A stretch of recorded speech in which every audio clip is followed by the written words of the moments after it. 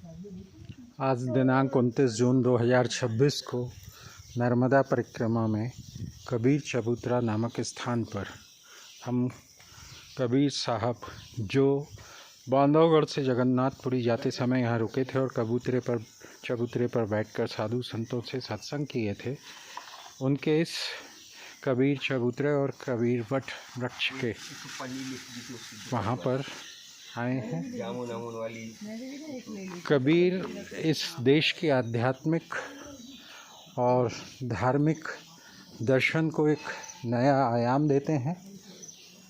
कबीरदास जी ने जितना खुलकर धार्मिक विसंगतियों पर प्रहार किया, भारतीय इतिहास में उससे बड़ा कोई समाज सुधारक, धर्म सुधारक नहीं हुआ।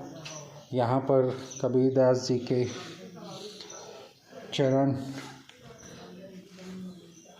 पादुकाएं चरण स्थापित हैं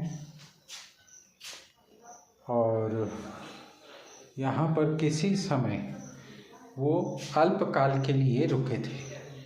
उस महान विभूति की ये चरण पादुकाएं यहाँ पर स्मृति स्वरूप रखी गई हैं और इससे आगे वो चबूतरा अब मैं आपको दिखाऊंगा जहाँ पर बैठकर उन्होंने यहाँ के साधु सन्यासियों के साथ सत्संग किया था। तो दूर से आप अगर देखें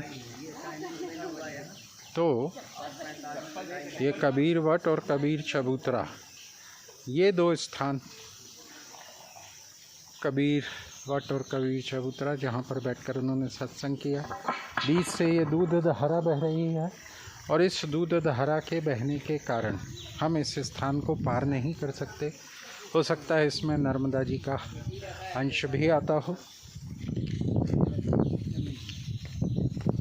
तो इस पूरे परिवेश को अगर आप देखें तो दार्शनिकता और अनोखी सोच को मजबूती प्रदान करने वाला वो कबीर वट आपको दिख रहा होगा दूर। कई प्रकार की ब्रांचेस उसमें से फूटी हुई एक विशाल वट वृक्ष और उस वट वृक्ष के नीचे बैठकर सत्संग, ये कबीर चबूतरा बना हुआ है। देखें आप तो परिक्रमा में इस प्रकार की अद्भुत जगहों का हमें दर्शन होता है। नर्मदे हर।